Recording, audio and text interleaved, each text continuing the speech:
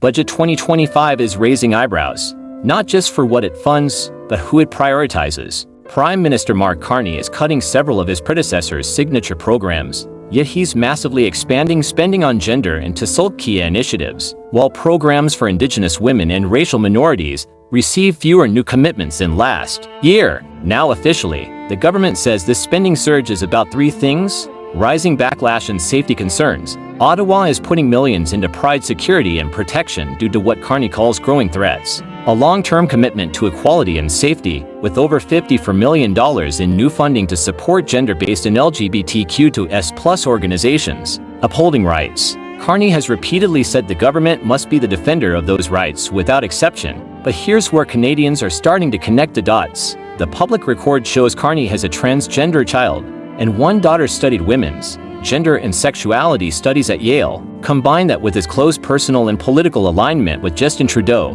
who also championed major gender and LGBTQ spending, and it's fair for Canadians to wonder whether personal connection and political culture are driving the heavy emphasis on one community.